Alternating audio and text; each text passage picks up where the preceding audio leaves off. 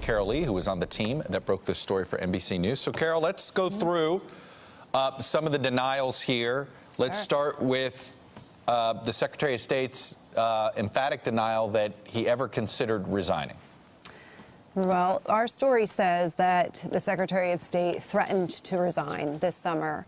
And we spoke with a dozen people for this story overall. 7 senior administration officials who were there at that time confirmed that Secretary Tillerson did indeed threaten to resign in July, and that there was an intervention of sorts by Secretary Mattis and then Homeland Security Secretary Kelly to try to convince him to stay.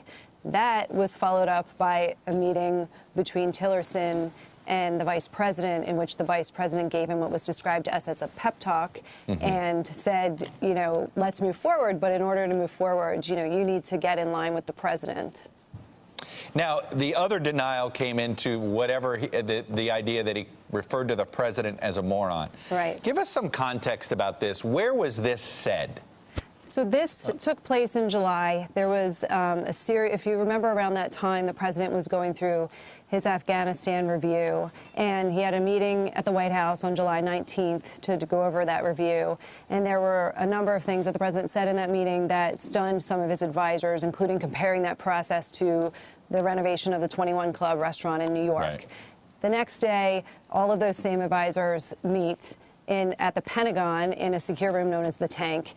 And the president has another meeting where he goes through not just Afghanistan, but ISIS and other policies. That meeting breaks up. The president goes and addresses the cameras, and the officials who were in that meeting, cabinet secretaries and White House officials, were still gathering around. And that is when Secretary Tillerson called the president a moron. And, you know, I should be clear about this. 3 people independently, including those who heard Tillerson say that, spoke to us about this. So this isn't just hearsay from one person. This is 3 different people. Correct. That were confident, didn't talk to each other. Yes. And come up with this story. Absolutely. As you know, we have a very rigorous standards process, and so we took all of those precautions to make sure that these people were not speaking to each other.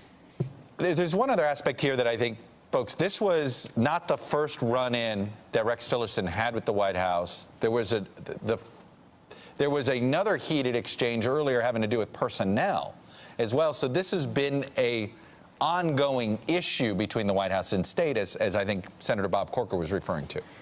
It has, and they've been at battle over personnel, at policies on everything from the Middle East to the Iran nuclear deal, and you know, a bunch of other issues. But, you know, Chuck, one of the things about in reporting this story out that's clear is that what you had, and when Secretary Tillerson came in, and ironically, the president said he chose him because of his business experience, and yet the reality of that was 2 former CEOs who are used to calling their own shots. We know the president does not like to have his authority checked by Congress, the courts, or his own aides, and Tillerson clearly doesn't enjoy being a subordinate.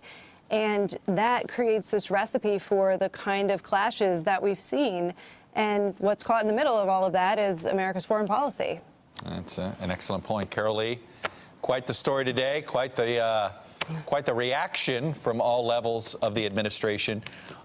Anyway, nice work. Good to have you as a colleague, Carol. I appreciate it. Hey there, I'm Chris Hayes from MSNBC. Thanks for watching MSNBC on YouTube. If you want to keep up to date with the videos we're putting out, you can click subscribe just below me, or click over on this list to see lots of other great videos.